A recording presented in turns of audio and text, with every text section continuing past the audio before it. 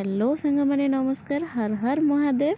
आज माने 14 जनवरी दिन मकर संक्रांति थिला तो मु सेथिलागी बाबा आखंडलमणि को दर्शन लगी मो फैमिली सहित जाइथिली। आउ बाबा हमर अछंती भद्रक रे, खास करी जो माने श्रावणी रे बोलबम रे जाउथिबे भद्रक प्रायतः जाहंती आम केन्द्रापड़ा साइड लोक। इवेन मु भी जाए, मते बहुत भल लगे। मंदिर भितर को जाई ठाकुर को दर्शन कर सारिबा परे मु एठी चंदन लगे देइथिले एंड मंदिर बाहर को पळे आस्थिली। आउ ये होची ठाकुरंकर घर्षण।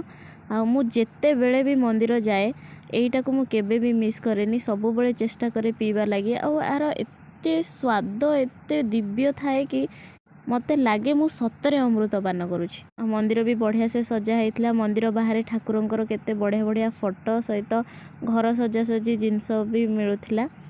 मोर तो आसीबाकू इच्छा होनथिला मंदिर पाखरु। मु बार बार जाई कि लाइन ठिया है कि ठाकुरन को देखुथिली। ये होची ठाकुरन को भोग। आमे ऑलरेडी देई देइथिलु नन्ना को ठाकुरन पाखरे भोग लगेबा पई।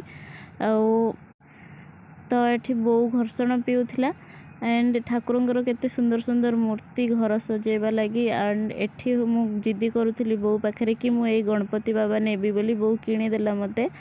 आउ एठी बो जी कि जुआड़े गले ना निजे उपास रहे ना काहाकू उपास रखे दिए।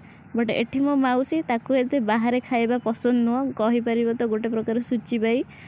तो जा हो आमे समस्ते खाइलु, जेहेतु मंदिर जाइथिलु आ संक्रांति थिला किछि अलगा खाइबा खाइबुनु।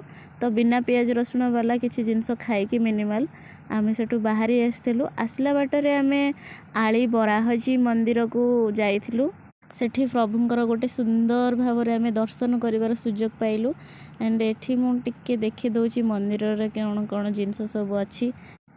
ए घंटीटा बहुत बड़ आ बजेबा में बहुत एनर्जी दरकार। आमे समस्त दर्शन कर सारिथिलु। एंड मु खाली पछरे वीडियोटा बनै देली काले आपण मानक सहित शेयर करिवे। आपण माने केबे देखिथिबे कि न देखिथिबे। जदि आपण माने देखि नांदी, एटा केन्द्रापड़ार आली रे अछि। आपण माने निहाती आसंतु आ प्रभुंकर दर्शन करंतु। एटा होची प्रभु बराहजींकर चरण। एमती किछि मोर कटी थिला मकर संक्रांति दिनटा मंदिर मानकरे।